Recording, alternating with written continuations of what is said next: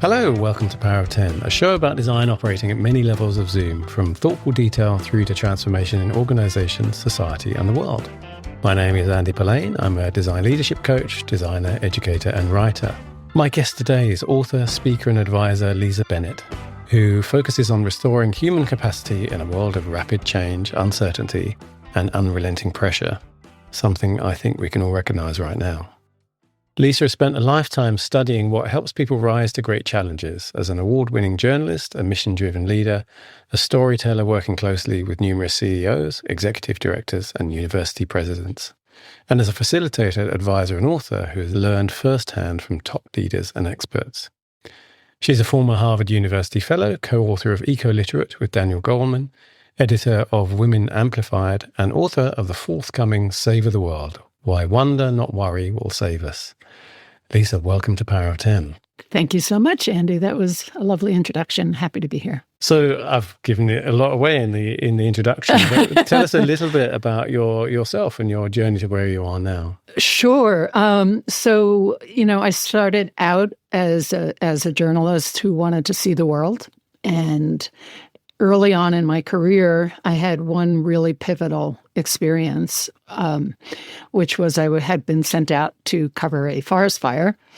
And as I arrived at the scene, all the reporters there were briefed about the state of the fire and told that people had been ordered to evacuate, but some refused to go.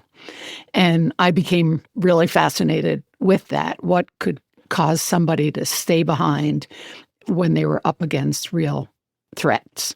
And I was in my 20s, so I snuck beneath the police tape and went in search of these people. And I found this woman who was standing outside of her house with a garden hose and a kitchen broom. And she was watering down her house and she was swatting at the flames that were hitting her yard. And I was just staring at her. And then all of a sudden the fire came and it blocked my view of her, completely jumped the house because of what she had done and carried on. And this was just an incredible experience for me because I couldn't believe that, this was not a firefighter. This was not somebody with an incredible background that would make you think she could react to something like that. So I became really fascinated with what allows people to rise to great challenges. And that kind of became the defining question of my life. And so I went from there to studying people who were trying to create change in the world in all kinds of ways, whether, equality or protecting the environment or, economic justice, all kinds of issues, and have just interviewed hundreds and hundreds of people in search of what is it, what allows us to really navigate these times of extraordinary challenge. And it just feels more relevant than ever to try to offer some of the things that I've learned along the way. When you spoke to that woman afterwards, presumably the smoke cleared and you saw her again, what did she say?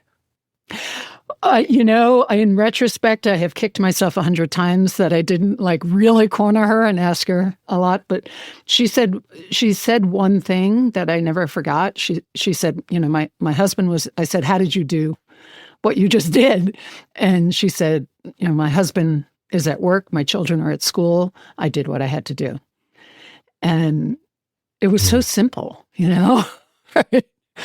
And I deeply believe that when we get out of our own way and feel that sense of responsibility and agency and possibility, a lot more comes out of us than we think in our day-to-day lives. Yeah.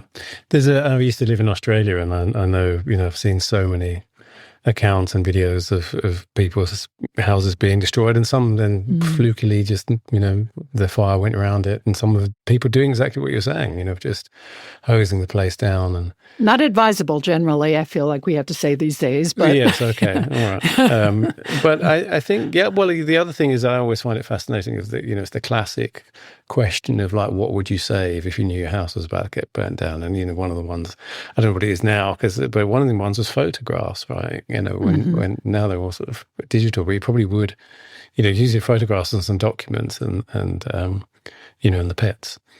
But there's a thing about that, which is her focus is very much, it's her home, right? And so her focus is very much around the space that she immediately is in, something that's obviously very personal and important to her, literally shelter and safety.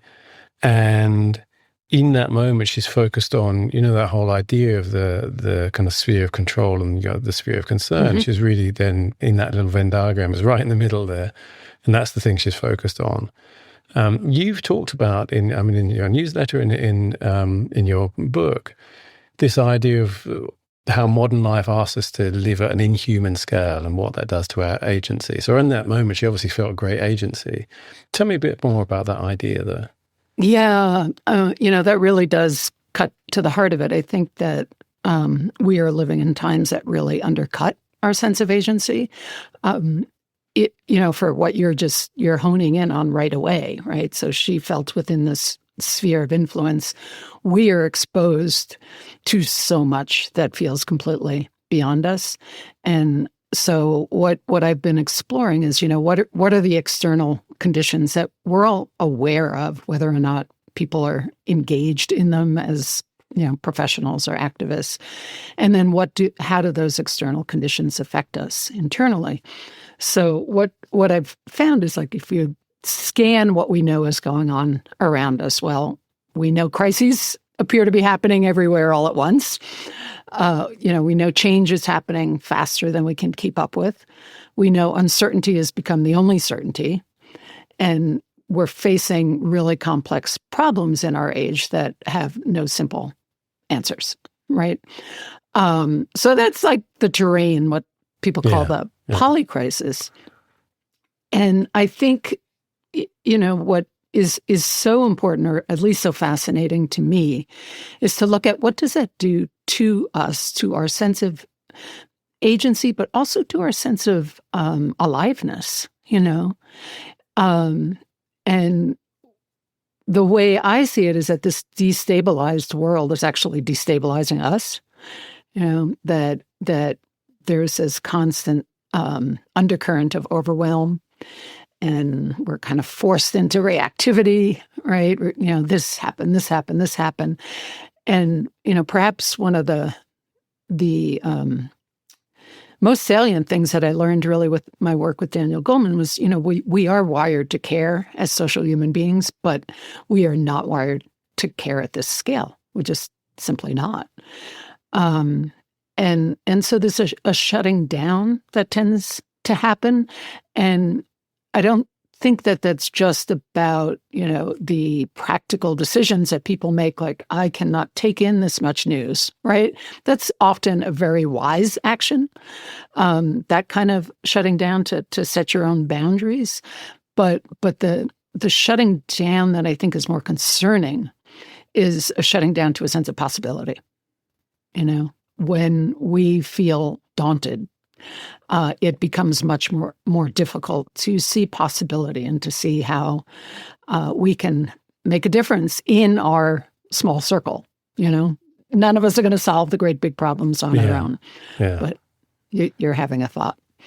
I am having a thought. One of the things is I think everyone recognizes that sense of, well, not everyone. I presume most people recognize that sense of overwhelm.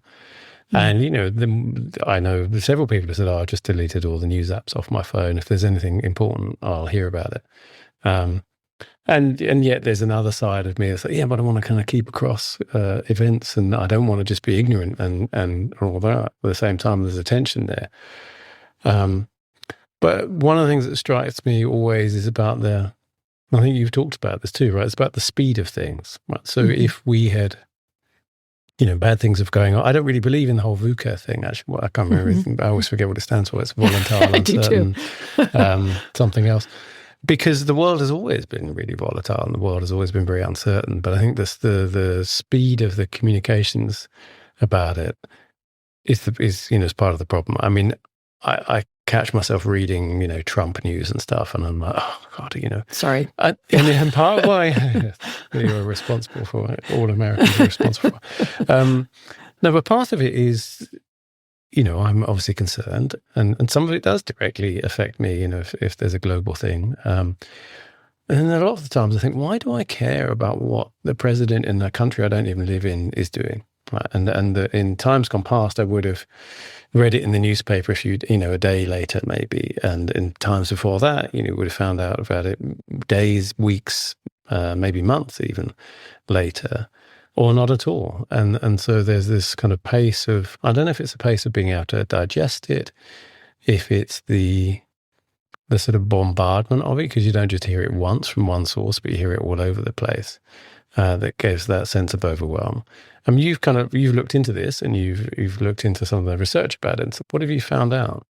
Oh, I think there are so many factors that lead to that. We are in a culture where, whether it's the news or the social media or what have you, I mean, we are steeped in too many impressions, right? And so that hooks us into a part of our brain where we're in a reactive mode. And so even that sense of taking a little bit of distance to consider whether we want to pay attention to that, that window gets shrunk a bit.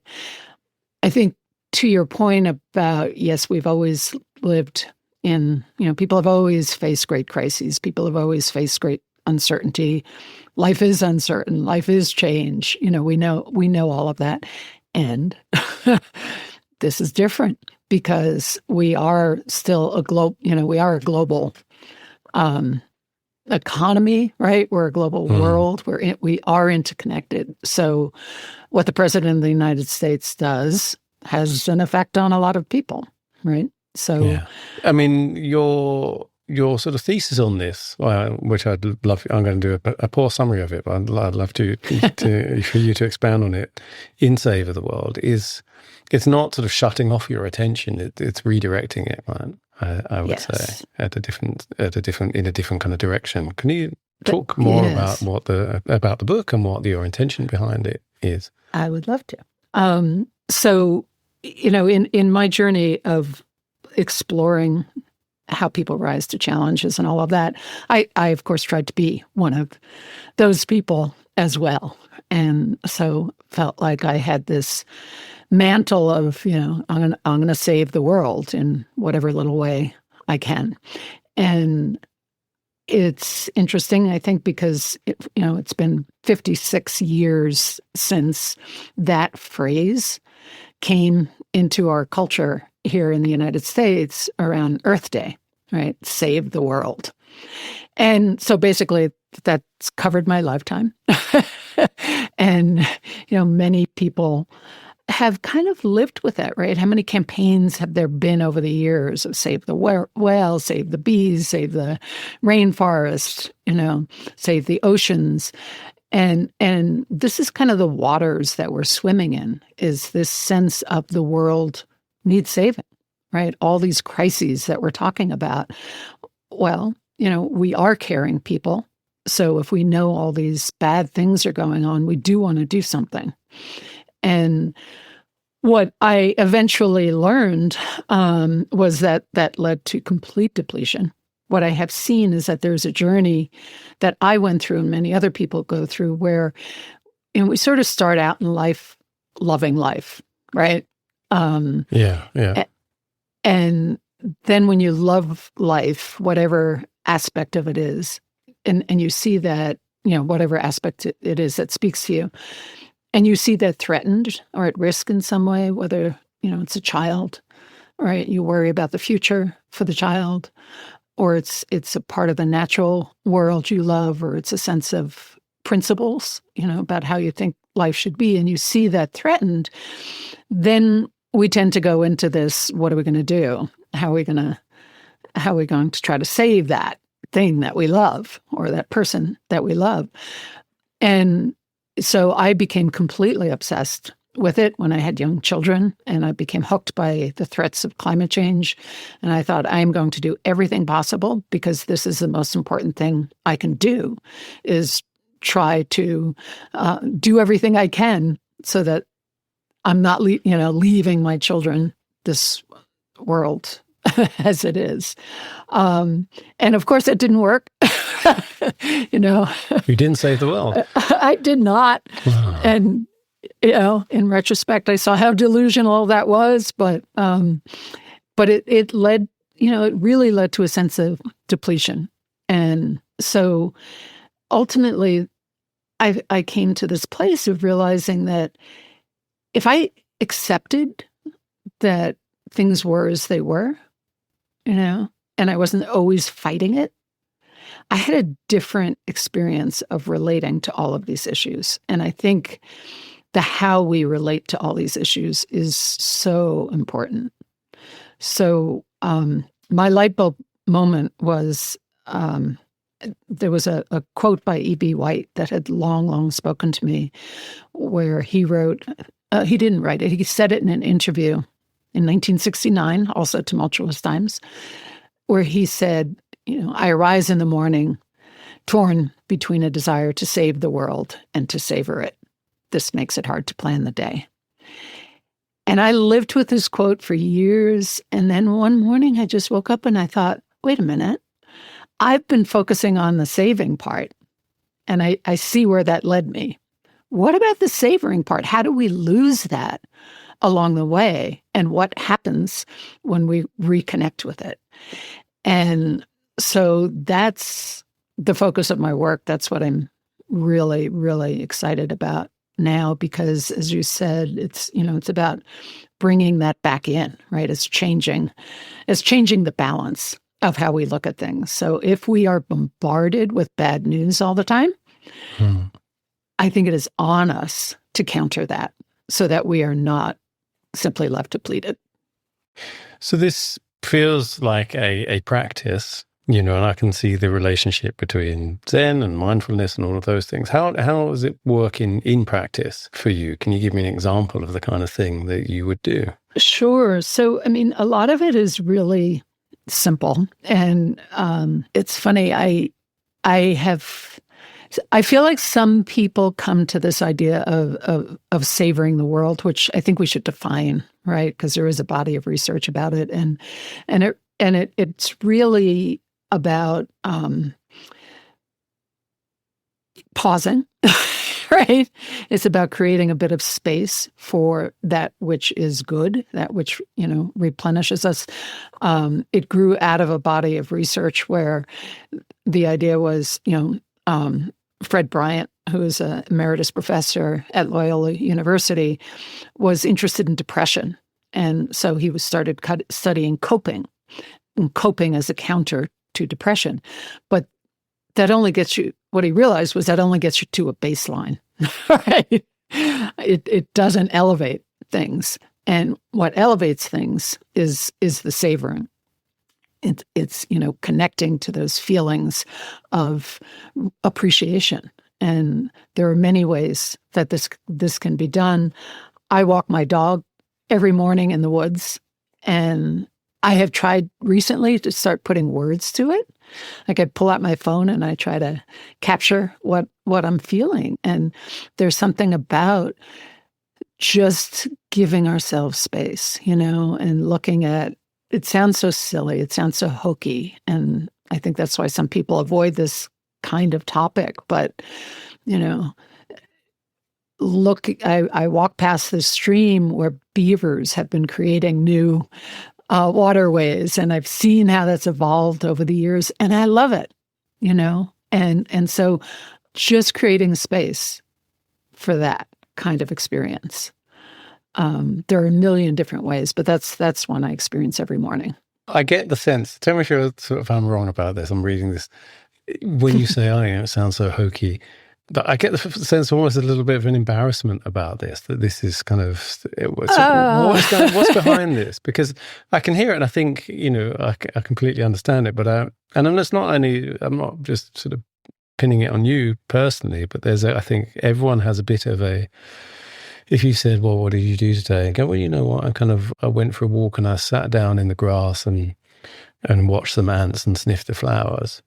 There would be, sometimes I think there's a bit of an embarrassment about that. What do you think's going on there? Yeah. Well, boy, that's a toughie. And you definitely picked up on something. It's been a real journey for me because there is a way in which, especially if you are in the world of caring about these big issues that are threatening to people and to nature and, to the principles of equality, and you start talking about things like this, people can very easily think, oh my goodness, you're being so naive, you're distracting yourself from what's really going on. We don't have time to go look at the beavers, come on. And there very much is that sense especially among people who work in these fields, I think. So there's been a process for me of needing to give myself permission and hoping to spread that to others so that they feel permission to do this. I think, I can hear when I was a child, my father saying, "Stop and smell the roses." And I thought, oh my God. So what is this man talking about? Just awful. But, cliches don't help, right? But the experience, it's not just about capacity, right? Capacity is incredibly important, and savoring as the fuel for capacity, but it's our birthright to enjoy our lives and to appreciate it.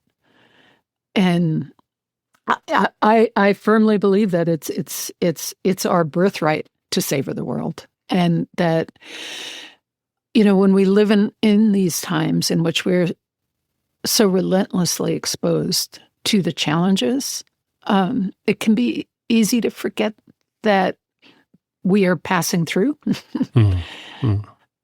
We are passing through. We are one person among how many billion now, right? I think that the humility piece is really important in this, so that we are not carrying everything on our shoulders and we're not missing out on, our wild, precious lives. Yeah, no, very much so. It reminds me of a piece of work one of my students is doing, actually, Tatiana. I'll put the links in the notes. And she's created this thing called Von Wegen Naturlab, and it's really about, it all started off about sort of mental health, actually, and about sort of creating these, sort of sometimes they're sort of tasks, sometimes they're a guide to in nature, in the forest or wherever, to do exactly that, to just stop and listen, and what sounds can I hear, what smells can I hear, and what can I see if I really stop and look, and all that.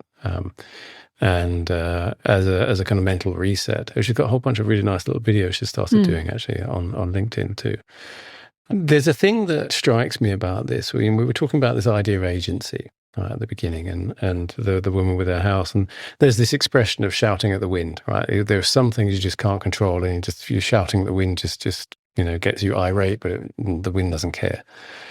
And part of me, I really like that. I use it often in my coaching practice and talking to people about this, where they're getting really irritated about something that's just outside of their control, and they spend a lot of energy on that.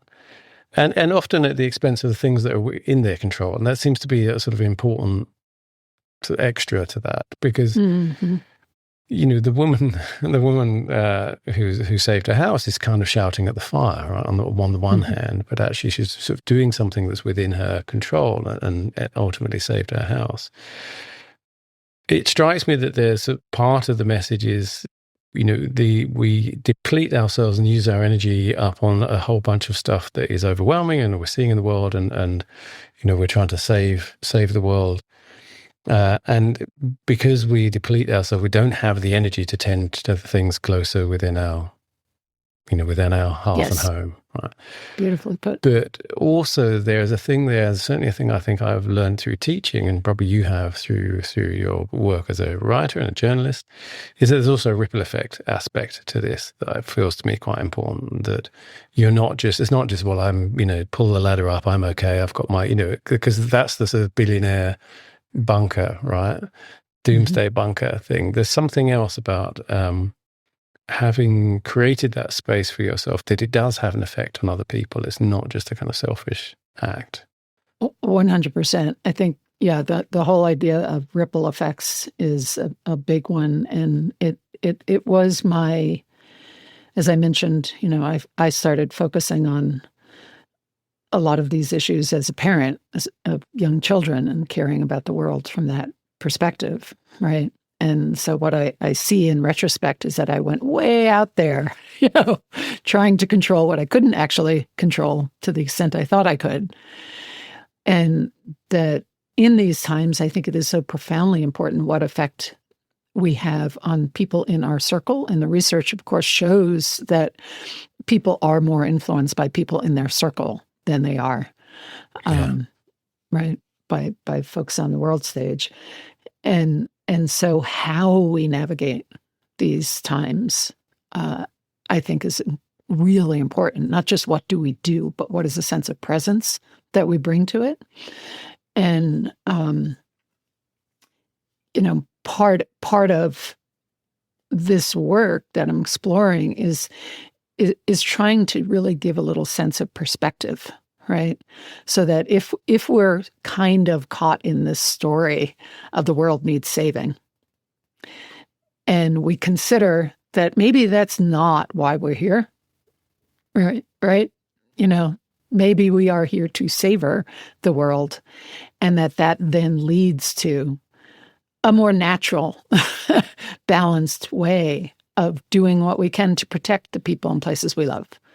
And on that, the research is new, but it is encouraging. And I think, the way I think about it is that ultimately we save what we savor. Well, yeah, okay. Very true. Yeah. And so in this time, I mean, certainly in my field, my big complaint is, speed just goes unquestioned, right? So in a lot of designers complain about the fact, or researchers complain about the fact that they're not really getting the time to sit and think through the stuff. The pressure from the business is always fast, go as fast as possible, because it's a sort of unquestioned good thing. And whereas I really question it, I think it's obviously very easy to run very fast in the wrong direction. You very quickly find yourself a long way into the wrong place, right? And if you've ever, it's like whether it's running, it's usually driving, right? If you're ever driving too fast, not paying attention, and you're on the highway and you overshoot your exit, it's like, oh, now I've got to drive a whole until I get to the next exit, and then I've got to kind of go back and all of that stuff. And it feels to me that we're doing that all the time. And I think it does say a lot about what we care about. And I'm interested, because it's so current at the moment, on your take on, I don't even want to say it, but on your take on AI, because obviously there's a thing there which is, it has many levels of there are obviously interesting things about it too, but there's many levels of kind of issues with it. But one of the things is that on the macro level, people like Sam Altman are saying this is going to change humanity and this is the biggest thing ever, and we're the company to do it, so please give us billions of dollars. But on the sort of person-to-person level, it also seems to be eroding a kind of trust and connection, because I've had a few things where I've had an email from someone, I've read something, I'm like, oh, this has been not entirely written by you, or it's not at all been written by you, and there is a erosion of kind of personal trust there that goes on. And I'm really interested in your take about that, because it feels like, my take is, it feels like that feels like that people are saying, I'm sending you this piece of text and I couldn't really be bothered to write it, and so therefore I do not savor our relationship enough to actually, I don't care enough about you to write something, or at least my time is more important than yours. And I wonder what your take on sort of AI just in general is, because it feels to me a cloud over what you're talking about too, right? That we're all living under the shadow of. I wish I could say I disagreed, but I am not aware of having received any emails from people I know that were written by AI. If I had or have in the future, oh my goodness, that would be awful. On the other hand, I have heard of people who had troubled relationships with family members, and some of whom used AI to help them communicate better, and it's improved the I've relationship. heard this too, So I think, yes, I do think that's interesting. I think my biggest concern personally about AI is that it takes us further along the road of not thinking things through for ourselves. And there is so much delight in figuring things out and really figuring out what we think and feel and believe, and not, as you say, just getting caught up in the speed, in this case, of quick answer, and then it's forgotten. It's interesting, that point. I'm really glad you made that point about the people using it to sort of modulate their communications with in difficult relationships, because I think one of the things is it kind of slows. Weirdly, it makes it less reactive, right? That you don't immediately just fire back a kind of irritated message and sort of escalate things. And so there's a thing there where it kind of slows you down by virtue of you having to go through the AI loop in order to do it. And presumably you also learn new communication styles and what works and what doesn't through it. I mean, I slightly fear that everyone starts talking to each other in a certain style, because obviously it kind of it goes squashes towards the sort of middle ground. And certainly, you look on LinkedIn, and I mean, there's some stuff that's just copy and pasted, but I also see stuff that people have obviously written by hand, human by hand, but they've started to take on the tics of that stuff too. But I'm kind of fascinated by that idea of our sensibility to human communication, really. I guess there's the sort of, I keep likening it to the moment where you don't really get it now because they get rid of it, but there used to be in older movies and TV shows that thing where the boom mic just came in at the top of the frame, on a shot, and they obviously decided they needed the shot and they left it in. But in those moments, you're pulled out of your willing suspension of disbelief, right? And this is just actors and this is just a set. And I'm trying to think what it does the same for me. I'm trying to think what the suspension of disbelief is, or what is it that I'm believing in that little moment ruins for me when I see a signature of an LLM in a piece of communication. I don't have an answer to it. Is it just desire for authenticity? Maybe. One of the things that I've been thinking about quite a lot was this idea of being depleted. And in my world, again, in the sort of service design world, there's a whole thing around a lot of organizational change happens when, and it's usually triggered by some technology change, right? There's a big kind of new technology input. I mean, AI is obviously the one at the moment, but it's just one of many over the years. And there's loads of research that those transformations fail, and a high percentage, I can't remember off the top of my head, but it's like in over 80%, I think, of those transformations fail when the humans in those transformations are not taken account of. And there's this whole idea of transformation fatigue too, which is because often CEO tenures are pretty short. The staff who work there just get depleted. When people are in their daily work, and I guess this is probably plugging into my coaching experience, part of it, they can't always just go out and sniff the flowers in the forest, right? I'm being facetious. That makes it sound like really bad. How can they, in their sort of everyday work life, savor their world as well? Well, I have to say I am very influenced by Zen teachings in my work, and I saw you just have a sip of coffee or tea or water or something there. Right? It is late in your day, and it's one of those things where Zen teachers would say, savor your cup of tea, savor 5 minutes, a 5-minute break, savor taking a few minutes before getting to the business of a meeting to really genuinely connect with someone, savor commitment to pick up the phone and talk to somebody you love for 10 minutes out of your day. I know people who stop at noon every day and will meditate for 15 minutes. You can close your door and do that if you have a door or so many people working at home. And I will be the first person to say that is really hard to do. When you get in the midst of the working rhythm, it is really hard to pause. Like once upon a time, people took scheduled breaks, right? I don't know anybody who does that anymore.